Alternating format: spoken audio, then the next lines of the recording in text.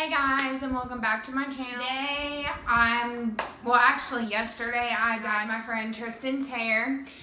She wanted like a lavender, purpley color. It kind of turned out bluish. Depends on how your hair takes the color. So really, there's nothing I could have done differently. I'm gonna go over what products I use. I'ma let the Maybach go. The pink got a pole in it. The marble is Ralph Simmons. 4 levels in it. I ain't even know you was in it.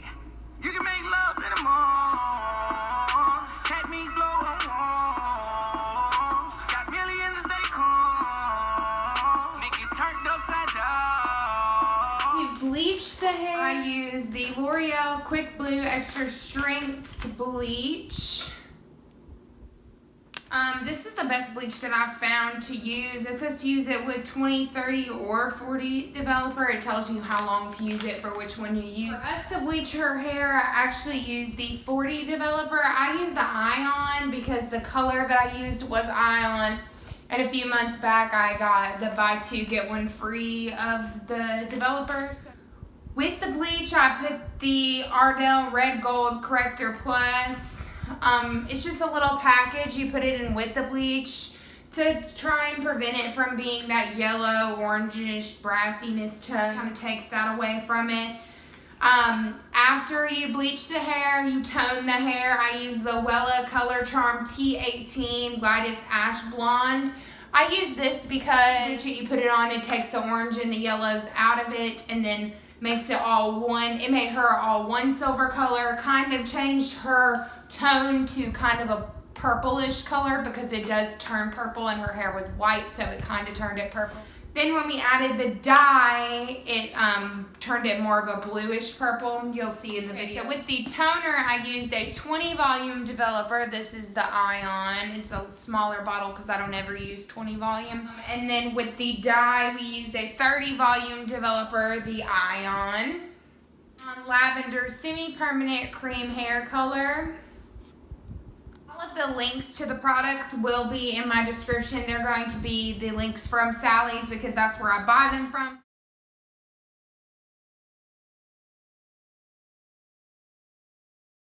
You probably could buy them somewhere else. That's just where I buy them from. I usually have foils from Sally's also. When I went to Sally's, I thought I had my foils at home. Ended up not being able to find them, so just any kind of aluminum foil are a little bit easier to use because they're already portioned out and they're the perfect size and they're really easy to add on to the hair with the comb. But it's the one that has the pointed tip on it. That's what I use. You'll need a mixing bowl. This is just the Sally's brand. You can get the Ion brand. They have a lot of different ones. You also need a lot of hair clips.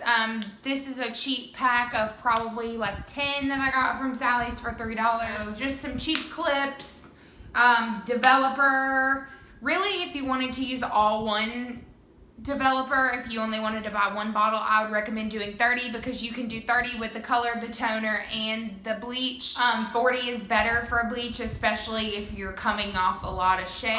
Tristan had blonde, but her roots are brown. She already had blonde, but it needed to be more like a white, so I used 40 just to get it done faster. It's really up to you, the kind of developer you use. It also is based on the condition of your hair, the type of developer that you use. It's really up to you.